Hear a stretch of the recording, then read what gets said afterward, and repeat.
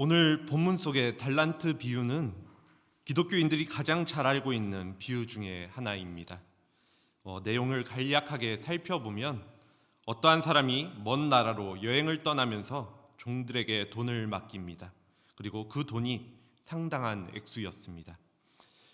그 당시에 금의 중량인 한 달란트는 1000데나리온과 같았는데 1데나리온이 당시에 하루 품삯이었다는 점을 고려하면 한 달란트는 약 20년간 일을 하여야 얻을 수 있는 금액이라는 계산이 가능합니다. 주인은 한 종에게는 5달란트, 그리고 다른 종에게는 2달란트, 또 다른 종에게는 1달란트를 맡겼습니다. 이렇게 차이를 둔 이유에 대해서 종들의 능력이 서로 달랐기 때문이라고 이야기합니다. 5달란트 맡은 종은 그 돈으로 장사를 해서 5달란트를 남겼고 2달란트 맡은 종도 같은 일을 하여서 2달란트의 이익을 거뒀습니다. 그리고 마침내 오랜만에 돌아온 주인은 그들을 향해서 착하고 충성된 종이라 칭찬을 합니다. 그런데 1달란트를 맡은 종은 그것을 땅에 묻어두었다가 주인에게 그대로 주었습니다. 그러자 주인은 이 종을 향하여서 악하고 게으른 종이라 책망하면서 이 종이 갖고 있던 1달란트를 빼앗습니다. 그리고 원래 5달란트로 5달란트를 남긴 첫 번째 종에게 주게 됩니다. 주인의 결론은 다음과 같습니다. 29절입니다. 무릇 있는 자는 받아 풍족하게 되고 없는 자는 그 있는 것까지도 빼앗기리라. 오늘 이 이야기를 바라보며 여러분들은 이 주인의 반응이나 모습을 어떻게 생각하고 계십니까? 우리가 단순히 신앙적으로만 생각을 한다면 이 주인의 모습은 아주 당연하게 보입니다. 하나님이 주신 은사를 살려서 많은 일을 한 사람은 칭찬을 받아 마땅하고 아무 일도 하지 않은 사람은 책망을 받아야 한다는 것으로 비춰지기 때문입니다. 그러나 다른 관점을 본다면 이 주인의 태도가 무조건 이해되는 것은 또 사실 아닙니다. 사실 이 주인은 종들에게 돈을 맡기면서 무엇을 어떻게 하라는 지침도 내리지 않았습니다. 만약 어떠한 지시가 내려졌었더라면 1달란트 맡은 종도 그 지시에 따라서 행동하였을 것입니다. 그러기에 이 모습만 본다면 1달란트 맡은 사람은 우리의 기준에서는 크게 잘못한 것이 없어 보이기도 합니다. 그는 자기의 입장에서는 최선의 선택을 한 것이기 때문입니다. 그는 첫 번째, 두 번째 종과 같이 장사를 했다가 자신의 능력이 따라주지 못하여서 1달란트마저 잃는 것은 주인에게 도움이 안 될 것이라고 생각했을지도 모릅니다. 그래서 그는 그가 생각하는 가장 좋은 길, 가장 안전한 길을 선택했습니다. 그 길은 바로 1달란트를 땅에 감추어 두는 것이었죠. 재산을 땅에 감추는 것은 그 당시의 상황에서는 가장 안전하게 재산을 지키는 일반적인 방법이었다고 합니다. 그런데 주인은 이 사람을 악하고 게으른 종이라고 크게 꾸짖었습니다. 뿐만 아니라 그는 세 번째 종의 1달란트를 빼앗아서 10달란트 받은 종에게 주라고 명합니다. 그렇지 않아도 이 종은 갑절에 돈을 남긴 동료들이 칭찬을 받는 것을 보면서 자신도 마찬가지로 칭찬을 받을 것이라 기대는 하지 않았겠지만 악한 종이라 질책받을 것이라고도 생각하지도 못했을 것입니다.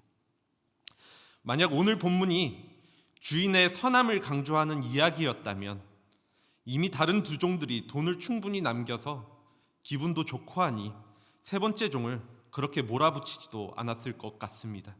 그리고 그 종을 포용하고 괜찮다고 이야기해 주는 것이 더 그럴듯해 보이기도 합니다.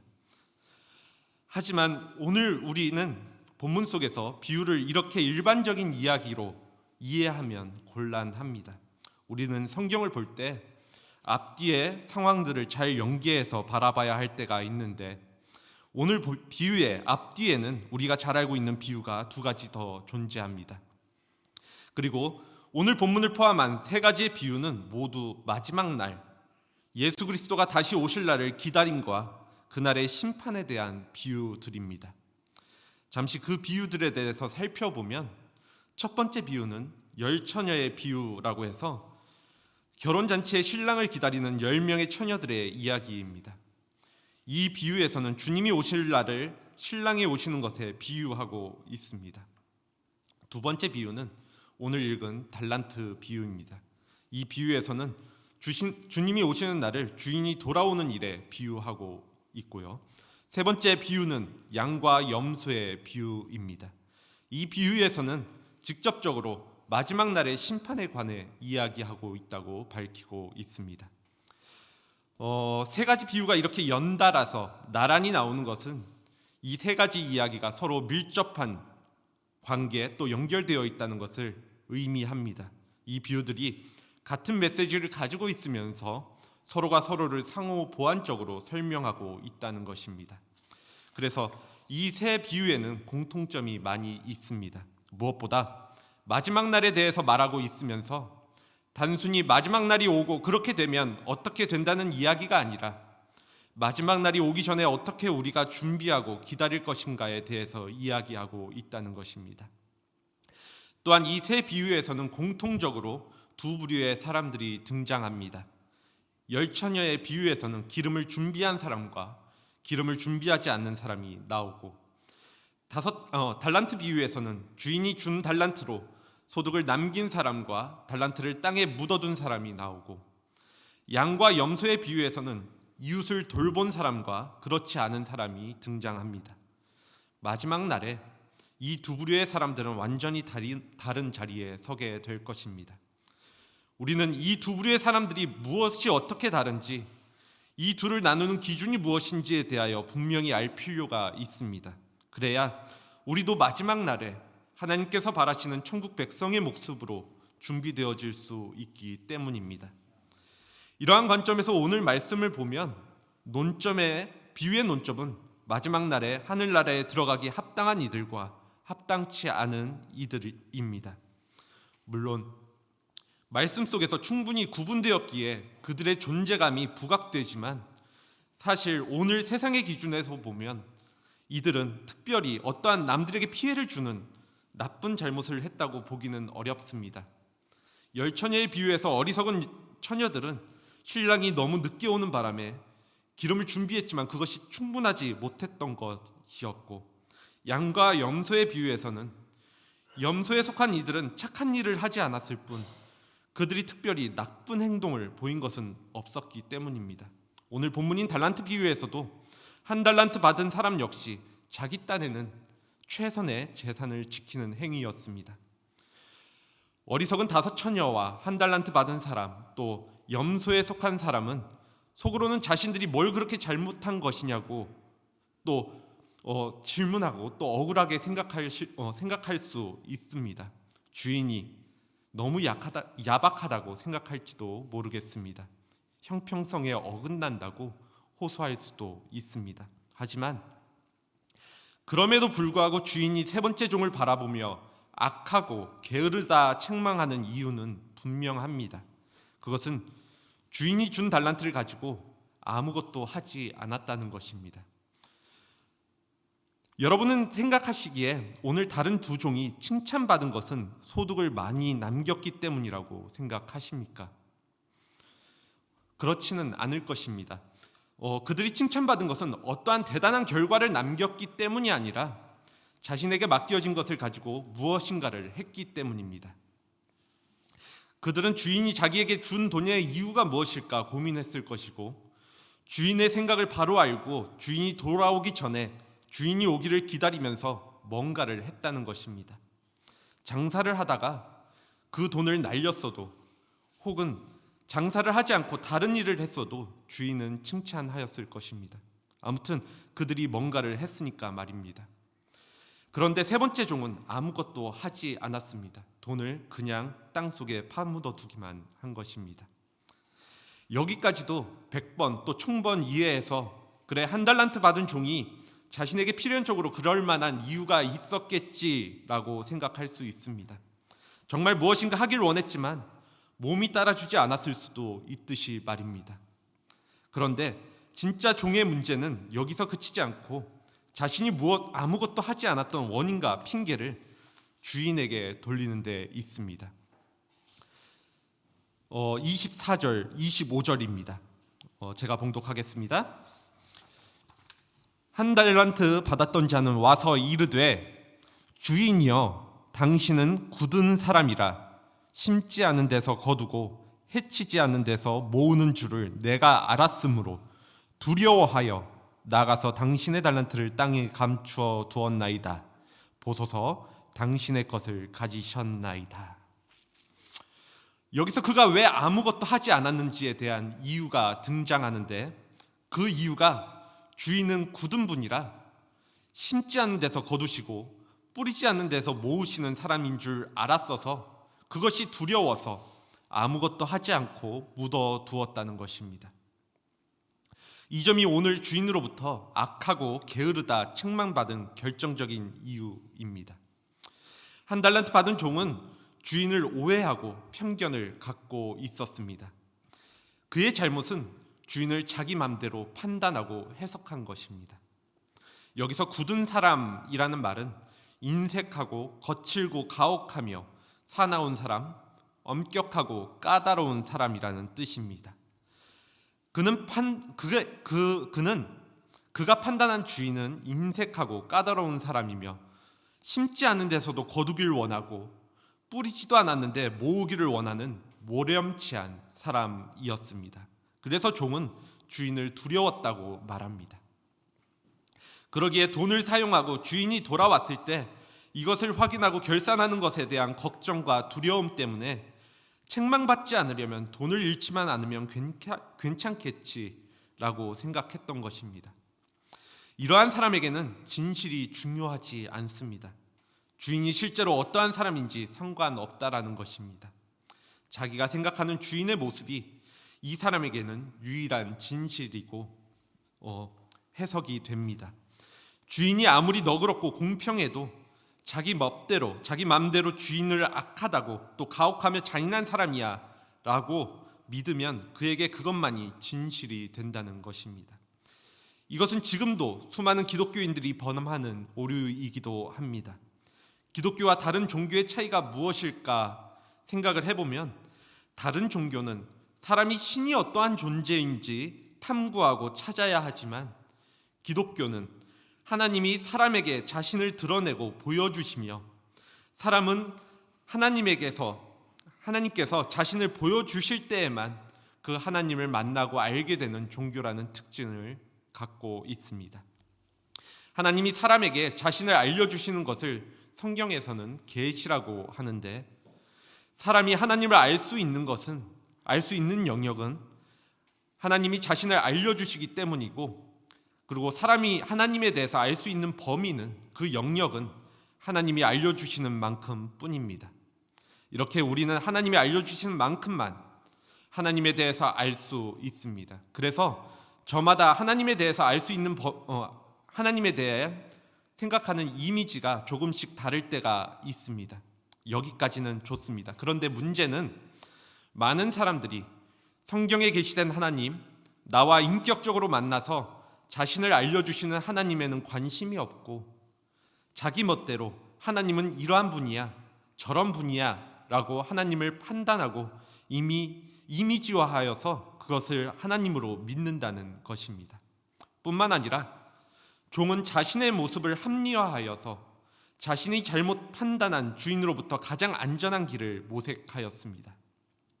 무슨 말이냐 하면 이것이 주인의 뜻이야 라고 생각했다는 것입니다. 주인의 뜻과는 상관없이 자신의 모습을 합리화하는 종의 모습은 오늘 우리의 모습과도 또 별반 차이 없습니다. 우리 역시도 하나님이 원하시는 일이라 말하면서 그게 하나님의 뜻이라고 착각하고 자신이 원하는 일을 합리화하는 경우가 많이 있기 때문입니다. 이렇게 하나님을 자기 마음대로 판단하고 또 자신을 합리화하는 모습은 기복신앙이나 우상숭배와도 다르지 않습니다. 성경이 우리에게 말해주시는 하나님과 상관없이 내가 원하는 걸 주시는 신, 나에게 필요한 일을 해주는 신이 하나님이라고 마음대로 믿어버리는 것이, 그러한 하나님을 위해서 내가 살아가고 행동한다고 착각하는 것이 우상숭배이고 기복신앙인 것입니다. 또한 이 종은 주인을 두려운 존재로만 인식을 하였습니다. 기독교인들 가운데서도 이러한 사람들이 있습니다. 하나님을 무서운 분이라고 생각을 합니다. 조금만 안 좋은 일이 생기면 하나님이 벌 주시는 것이다. 내가 무엇인가 잘못했기에 하나님이 이렇게 하셨다라고 생각을 합니다. 주일 예배에 나오는 이유도 하나님을 예배하기 위해서가 아니라 예배에 빠지면 혹시나 내가 불이익 또 안 좋은 일이 생길까 봐서입니다. 내가 좋지 못하는 일을 겪거나 어려움이 있는 것은 하나님께 범죄하였기 때문이라고 생각하기도 합니다.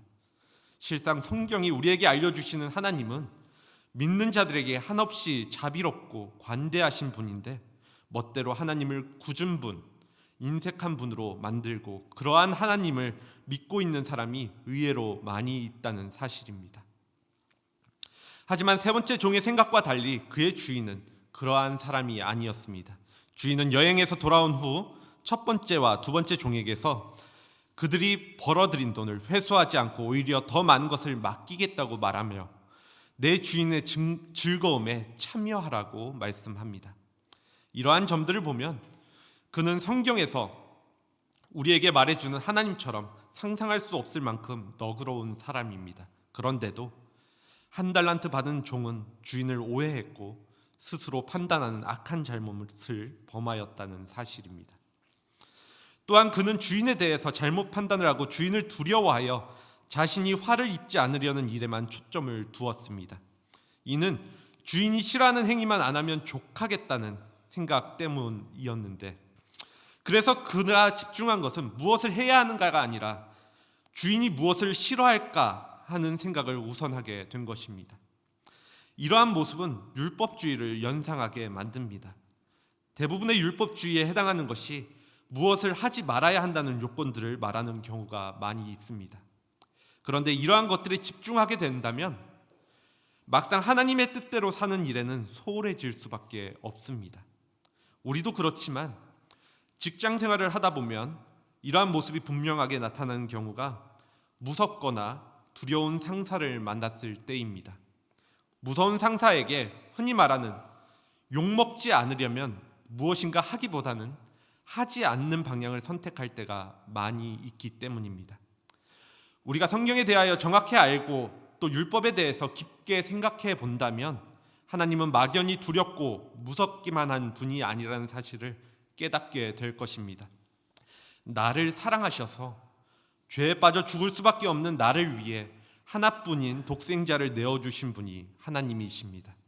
그리고 이러한 하나님을 알게 되는 순간 우리의 모습은 무엇인가 하나님을 위해 살아가는 행함이 있게 될 것입니다. 나를 사랑하셔서 죄에 빠져 죽을 수밖에 없는 나를 위해 하나뿐인 독생자를 내어주신 하나님, 그 하나님이 두렵거나 무서워서 혹은 게을러져서 행함이 없다면, 아무런 움직임이 없다면 내가 알고 있는 성경과 율법은 죽어있는 지식이 될 뿐입니다. 그렇기에 바르게 아는 것과 행하는 것은 함께 가야 합니다. 제가 처음 말씀드린 대로 마태복음 25장에 나오는 세 가지 비유는 모두 마지막 날을 기다리며 세상을 살아가는 사람들의 이야기입니다. 하나님 나라를 기다리며 신앙을 지키고 또 애쓰는 기독교인들이 주목하면서 바라보아야 할 말씀이라는 것입니다. 사실 하나님께서 마지막 때를 살아가는 우리에게 원하시는 것은 무엇인가 대단하고 큰 일을 하는 것이 아닙니다. 주인은 5달란트, 2달란트 남긴 종들에게 적은 일에 충성하였다고 말합니다. 그 돈이 엄청나게 큰 돈이었어도 주인이 보기에 또 사람이 보기에 대단한 일이라 하여도 하나님 보시기에는 적은 일에 불과합니다. 주인의 기준에 맞춰서 충실히 무엇인가를 행한다는 것이 정답입니다. 주인의 기준입니다. 물론 이러한 말이 앞서 언급드린 것처럼 누군가에게는 억울하게 다가올 수 있습니다. 열처녀 비유에서 어리석은 처녀들은 신랑이 너무 늦게 오는 바람에 어려움을 당하고, 또 양과 염소의 비유에서는 염소에 속한 이들이 나름 주님을 섬겼으며 오늘 본문인 달란트 비유에서는 한 달란트 받은 사람 역시도 자기 딴에는 최선으로 재산을 지켰습니다. 한 달란트 받은 사람은 속으로는 억울하게 생각하고 또 신랑이 주인이 너무 야박하다고 생각할 것이라고 조금 전에 말씀드렸습니다. 형평성에 어긋난다고 호소할 수도 있습니다. 그러나 우리가 간과하지 말아야 할 것이 있는데 하나님의 기준은, 이것을 심사하는 하나님의 기준은, 다시 말해서 하나님께서 마지막 날에 우리를 판단하시는 기준은 어떠한 객관적인 지표로 판단되는 것이 아니라는 사실입니다. 형평성의 문제가 되지 않습니다. 일반적으로 수학 공식처럼 이러하면 이럴 것이다 하는 어떠한 통계나 일반적인 기준은 없습니다. 또한 여러분들이 어떠한 신앙적 기준에 올랐다고 해서 그것으로 하나님에게 인정을 얻어낼 수도 없습니다. 여러분에게는 오직 각 사람에게 해당되는 기준만이 있을 뿐입니다. 오늘 달란트 비유에서 주인은 각각 그 재능대로 달란트를 나누어 주었습니다. 이것은 누구나 보기에 대단한 사람이 될 것을 요청하는 것이 아니라 나라는 사람에게는 나에게 맞는 만큼의 역할을 감당하기 원하신다는 것입니다. 이는 제가 만약 바울이라는 인물을 닮기 원하고 동경할 수 있지만 하나님은 정순혁이라는 사람의 삶을 원하시고 바울이 아닌 정순혁이라는 사람으로 부르셨음을 의미합니다. 나를 다른 누군가로 대신하는 존재가 아니라 나 자체로 부르신다는 것이 놀라운 사실입니다. 이렇게 하나님의 기준이 객관적인 기준이 아니라 개별적인 기준으로 행하여진다는 말은 그분이 우리의 겉모습이나 결과값이 아니라 중심을 본다는 의미이기도 합니다. 하나님은 우리의 중심을 어느 누구보다 또 나보다도 더 정확히 아시는 분이심을 기억하셔야 합니다. 그러한 분 앞에서 우리가 객관적인 기준을 논할 수는 없습니다. 한 달란트를 받은 사람에게 내린 악하고 게으른 종이라고 책망하고 그리고 한 달란트마저 뺏어버린 모습은 사람의 중심을 정확하게 보시는 하나님의 고유한 판단입니다. 이 종의 중심에는 주인을 두렵고 인색한 존재로 판단함이 있었고 이를 핑계로 아무것도 하지 않으려는 게으름이 있었습니다. 만일 오늘 5달란트 받은 종의 마음 가운데 우리 주인은 무서운 사람이니까 화당하지 않으려면 어떻게 해서든 내가 2배로 만들어야지 라고 해서 5달란트를 더 얻게 되었다면 이 종 역시도 책망받게 되었을 것이 분명합니다. 우리의 몸을 불태워서 헌신하고 봉사한다 하더라도 그 중심이 잘못되어 있다면 하나님의 기준에 합당치 못할 것입니다. 오늘 우리에게 하나님이 어떠한 객관적인 기준이나 결과가 아니라 고유한 기준으로 사람을 판단한다는 것은 그분의 자비이며 또 은총입니다. 만약 어떠한 객관적인 기준을 따져야 한다면 우리 모두는 천국에서 제외될 것이기 때문입니다. 왜냐하면 하나님이 보시기에는 모두가 작은 일이고 그렇다면 하나님의 기준을 충족시킬 능력이 우리에게는 실상 없기 때문입니다. 산을 옮길 만한 믿음이 있다가 하여도 그것으로 하나님을 감동시킬 수는 없습니다.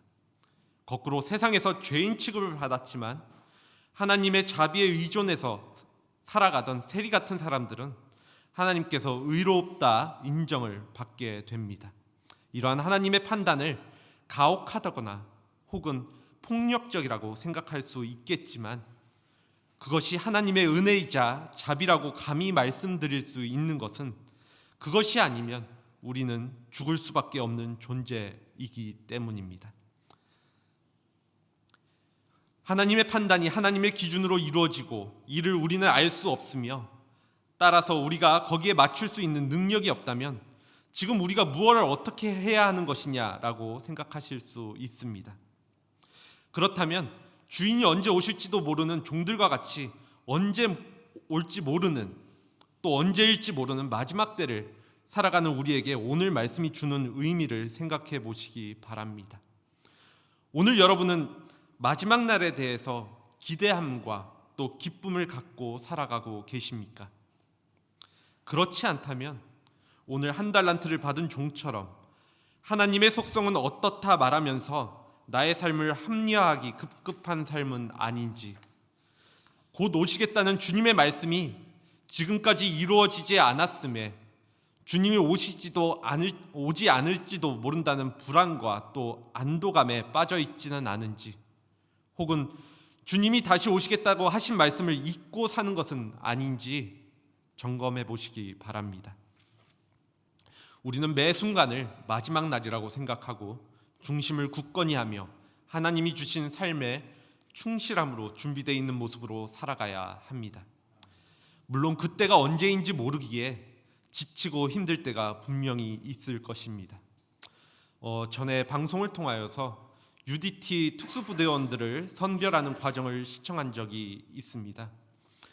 그들이 가장 힘들어하는 과정 중 한 가지가 군장을 메고 달리는 것이라고 합니다.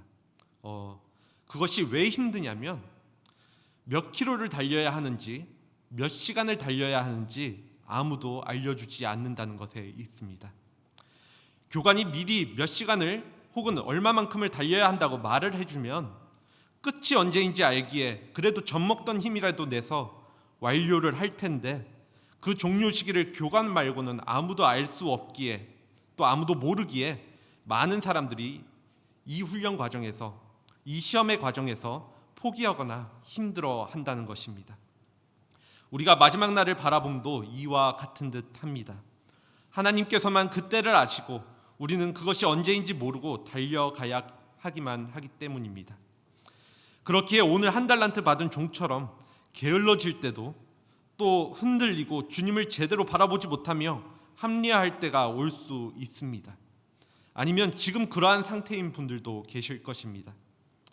바울은 데살로니가전서 5장 10절에서 11절 말씀을 통하여서 마지막 때를 살아가며 주님을 다시 오실 날이 언제인지, 또 그에 따라 걱정과 근심하는 사람들에게 이렇게 말씀합니다.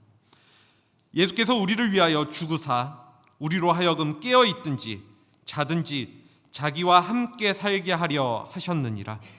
그러므로 피차 권면하고 서로 덕을 세우기를 너희가 하는 것 같이 하라. 아멘. 오늘 우리는 예수와 함께 죽고 또 함께 살아남으로 그 중심을 굳건히 하고 마지막 때를 살아가며 지치고 힘들어하는 이들을 서로 권면하고 격려함으로 온전히 준비되어져야 합니다. 이 자리에 서 있는 저 역시도 한 달란트 받은 종처럼 악하고 게을러질 가능성이 너무나도 많은 사람입니다. 그러기에 예수 그리스도로 중심을 굳건히 하는 것은 물론이며 악하고 게을러질 때 저도 여러분들의 권면과 격려가, 또 여러분들 역시 저를 포함한 서로의 권면이 필요하다라는 것입니다. 이를 통하여 우리는 5달란트, 2달란트 받은 종과 같이 언제 오실지 모르는 주인을, 예수님을 기다리는 이 시기를 끝까지 준비함으로 이겨나갈 수 있게 될 것입니다. 성경은 분명히 말씀하고 있습니다. 부활하시고 승천하신 예수님은 마지막 날에 다시 오신다고 말입니다. 이 날은 우리에게 두려움이기도 하지만 동시에 우리가 참된 생명으로 해방을 받는 날이기에 기쁨의 날이기도 합니다. 눈치채셨는지 모르겠지만 저는 오늘 의도적으로 주님 재림의 날을 종말이나 심판의 날이라는 단어를 사용하기보다는 마지막 때 주님 다시 오실 날이라는 표현을 사용하였습니다. 그 이유는 누군가에게는 마지막 날이 심판이 있고 또 종말이 일어나는 두렵고 떨리는 날이지만, 진정한 그리스도인들에게는 주님을 다시 이 땅에서 마주하고 또 경험하게 되는 기쁘고 영광스러운 날이 될 것이기 때문입니다. 오늘 여러분들의 마음속에는 그 날이 어떻게 다가오고 계십니까? 온전히 주님을 바라보고 다시 오실 주님의 날을 기쁨과 기대함으로 준비하는, 또 그 가운데 지치고 힘들 때 서로 권면하고 격려할 수 있는 한 사람 교회 공동체 되어지기를 소원합니다. 함께 기도하겠습니다.